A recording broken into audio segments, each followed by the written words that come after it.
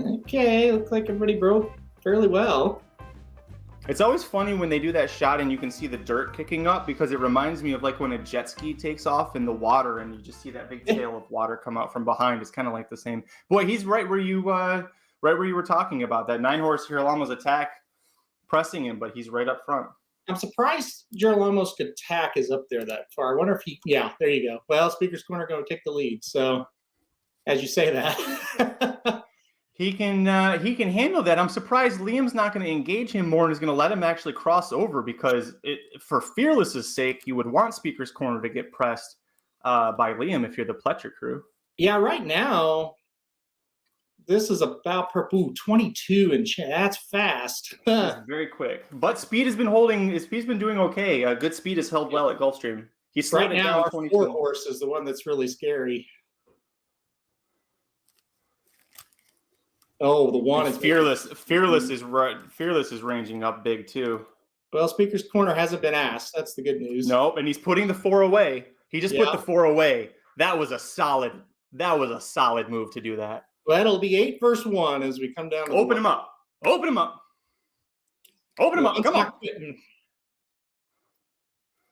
No, but this was my concern with Fearless is that stretch did he need 2 turns to catch? Get there. Get there. Get there. Yeah, Fearless needed 2 turns. One turn race. Speaker's Corner just a little too good. Boom. Boy, we should have been live earlier for the McKnight. I wish we'd had better luck, but otherwise we've been doing pretty good so far here. Yeah, I'm ecstatic with that one. I mean, that horse ran really well. Like you said, I thought the key move when the 4 ranged up, he said, no, you're not in my caliber. And then that was it. And yeah, I think Kevin O gets a single. Good job there. And oh, I'm sorry, Magic. Too much class. Exactly. Yeah. Yeah. Just my God. We've talked about this horse so much on the Magic Mike show because we do all these pick 4 previews. And this horse, when he was a 2-year-old, when he broke his maiden at Belmont, if you look who he beat, I mean, Caddo River, Greatest Honor, both won Kentucky Derby prep races. This horse beat a lot of great horses and we never got to see him. But now that he's developing and coming along here, if you scratch out that Pennsylvania Derby race, this is a monster. And this horse is, you put him back against Miles D. I cannot wait for that showdown because Miles D is a solid dirt router. And, oh boy, fun horses, Aaron, fun horses. Yeah, that was a lot of fun. I agree. And it came down to him. Hopefully, like I said, it keeps going this way. Kind of exactly how we've laid out the last 2 races as far as Gulfstream goes is kind of how it worked out. And this was a situation, hey, if Liam isn't a stud, well, he's better than the rest of them. And we knew what Fearless was. He put in the effort we thought he would. We just kind of thought Speaker's Corner was just a little bit better. And he was. And you made a great point. You said it in the stretch. Your stretch calls have been fantastic, by the way. You said in the stretch, oh, this is what I'm worried about. He can't get there 1 turn. And you were right. I think in a 2-turn race, that could have been different.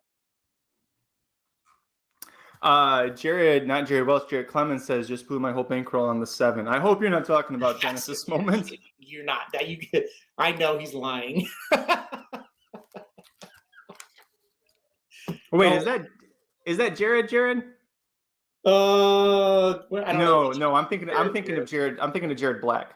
No, that's not Jared Black. Jared Clemens. Because that would have been a Jared Black comment. That would have been a Jared Black comment for sure. He's at Jared Black's at the Arkansas game today. So. Oh, nice. Yeah, I think he lost. I haven't seen the score. So.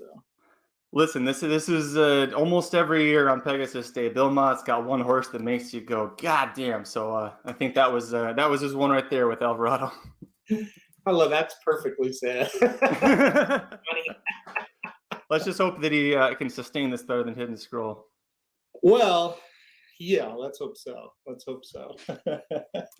Any final thoughts on this race? Fearless, fantastic effort. Probably needs to go back to 2 turns.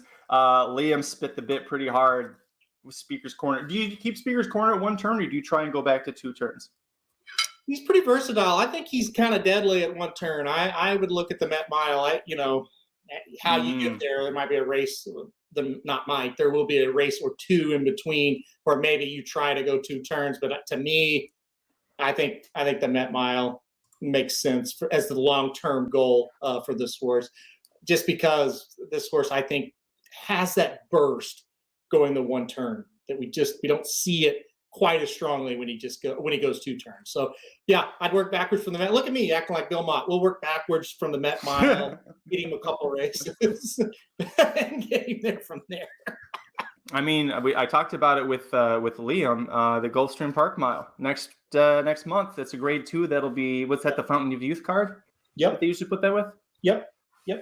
So, that's the exact same setup, and he's not going to face Fearless probably in that role. Fearless won it last year, but a much easier field, if I remember right, that he faced last year. So, yeah, man, good effort there. Officiating held on for third, but that was a well-beaten third. I actually am impressed that he held third because he just got punched in the face. So, yeah, he definitely did. The thing with him, and that's kind of what we talked about, right? He was that type that would be there. So Liam didn't show up. Officiating was going to show up. He just needed more horses not to show up to win. And so he kept trying. So credit to him. Aaron says he could go to Dubai World Cup. He's owned by Godolphin, so they definitely would love to send him there. He's got the speed. The thing with racing in Dubai, Aaron, you know this, is if you've got early speed and you clean out of a gate, you're going to win like 75% of the races there. So he could be at Dubai, which is 2 months, and that's great preparation. Ship him out there, let Riley get Bill Mott's son, get him situated, and oh boy, that could be fun. It could be a lot of fun, Magic. It could be a lot of fun. How many retroactive points for Slim if he wins that race? I'm glad you put that up, Dan. That's hilarious. I was going to put that back up. Yeah, poor Slim. Slim called this horse so early last year, and then he never got around to running when it mattered for our fantasy league. And now he looks to be the type of horse that Slim thought he was. And like you said, there's not many better trainers maybe of all time than Bill Mott. And Riley Mott is the next guy coming along, the assistant to Bill. If you don't like those guys, you just are a troll. I mean, they're good people, good trainers, always right by the horse. He's in great hands, and, Mott will get him to the spots he needs to get. And he's exciting. I think Kevin O, you mentioned, he wasn't walking out there. 22 and 44 and still held him off and held up a Fearless horse again. We said he's not great, but he's solid. He's very solid. And to hold him off was impressive.